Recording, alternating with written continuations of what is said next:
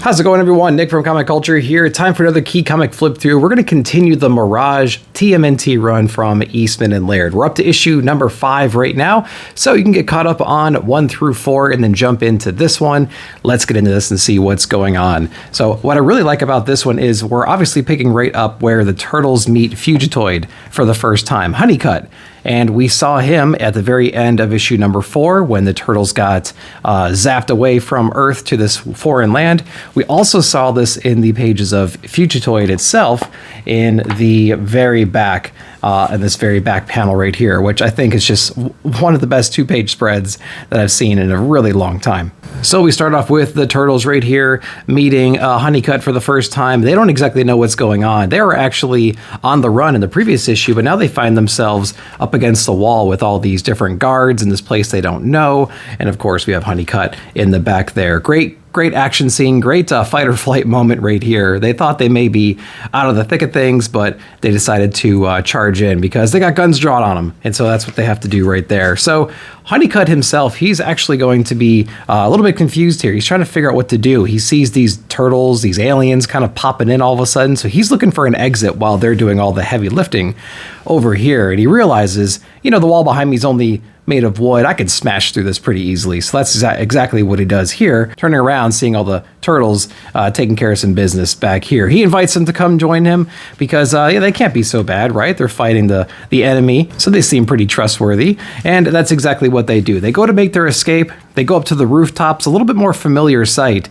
They even mention here, being on those rooftops, looking around, but they're starting to quickly realize that, like, hey, they're not in Kansas anymore, right? They don't exactly know where they are, but this is a more, you know, familiar situation for them, at least. So they're on the run still. They have to make some quick moves right here, jumping down Assassin's Creed style, jumping into these like garbage trucks just to get away from the folks that are chasing them right there. And as the truck's pulling away, they get a little bit of a better sight of where they are. It's almost like a futuristic New York, right? So we have like the big rivers and things over here. We have these huge cityscapes, things flying around, things like that. And they're starting to come to the realization that, like, man, we don't know where we are, but this is absolutely nuts. And I like this drawing right here. It's pretty cool. Cityscape, no doubt that Laird had a hand in that.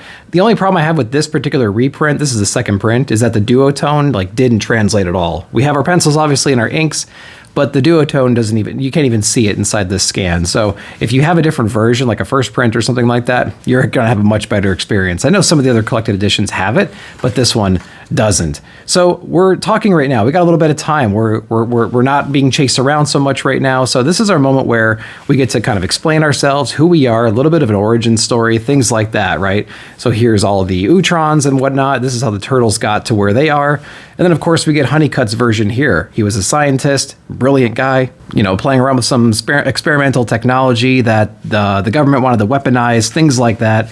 And he wanted to hide all that. And then of course the whole body swap incident when this lightning storm came out and struck him and his servant robot, and they kind of like switched spaces, right? And now he's on the run. He's been on the run ever since. So we get a cool like 2-page origin story, just in case this is new for you and you're jumping in. Really good idea for the team to do that. And so we cover that pretty quickly and move on with our story. So Honeycut and the Turtles are exploring the city some more. They're trying to find maybe some allies, some locals that can help them out, get them out of here, right? Get a ship and get out. You know, very much like Star Wars New Hope style.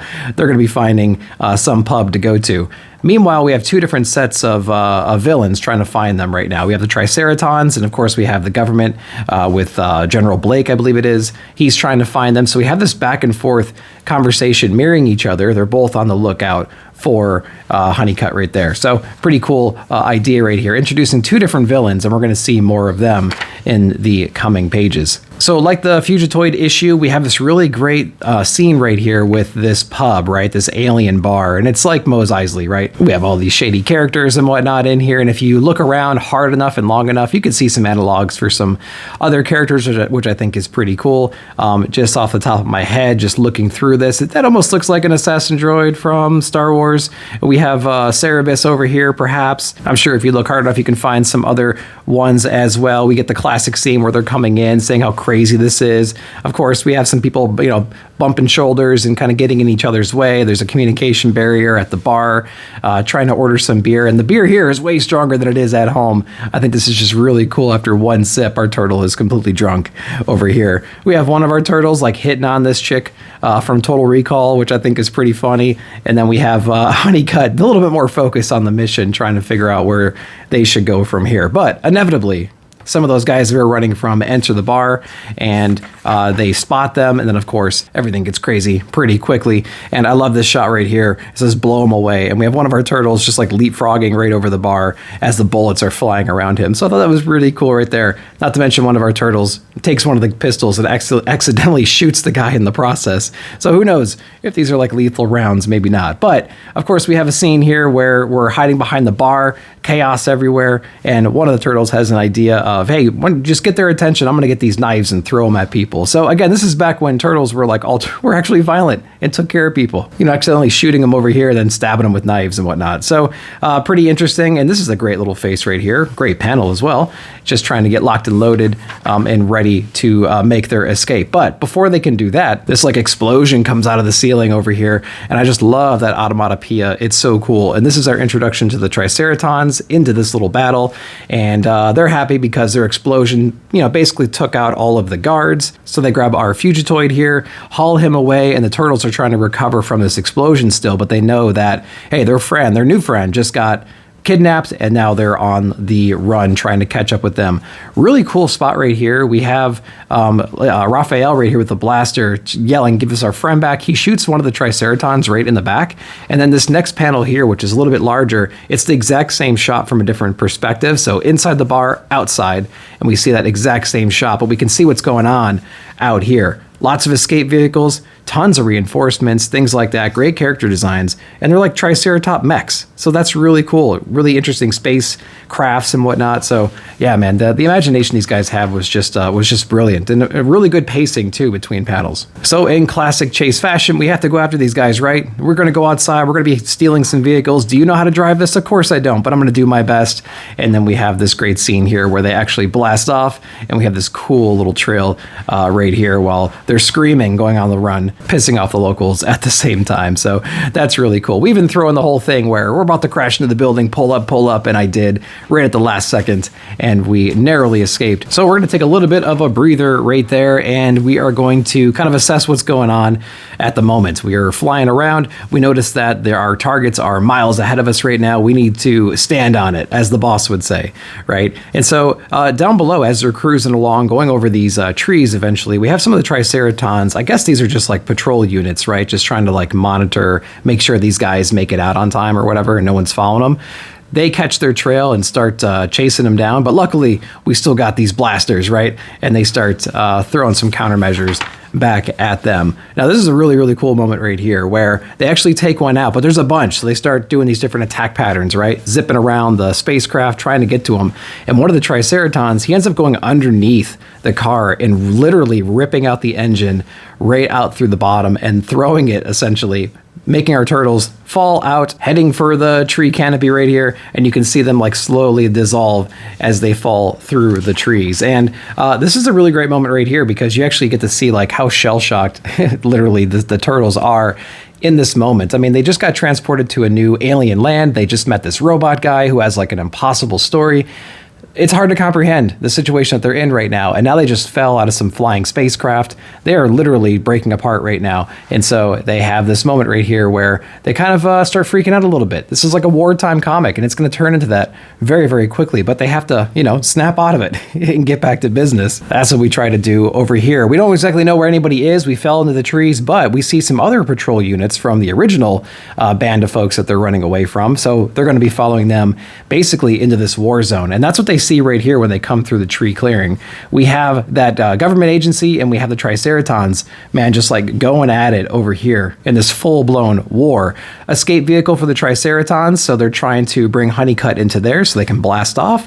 And then, of course, we have all these government, the military, essentially, over here, and just some really, really cool moments. And we're going to get some more of those shots here on this next page turn, again, just showcasing like this all-out war.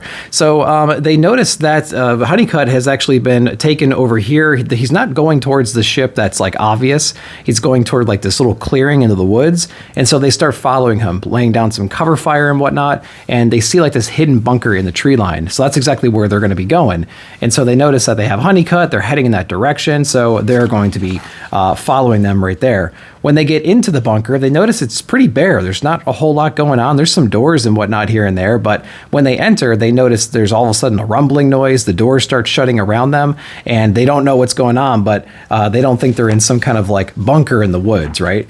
And so after a couple of pages right here, they realize they're actually inside of a hidden spaceship that they put. The original one that was out in the clearing was a decoy, so this the military would think that that's their escape route, but honestly, it's inside of this ship, and they start to make their clean escape. There's also a lot of like complicated dialogue over here, and they're talking about trying to make their way out, that they lost their cloaking device on the way in, and it says, no problem, when we reach the outer atmosphere, activate the interior null space field to shield us from the heavy acceleration, then push up on the main engines at full ion burn.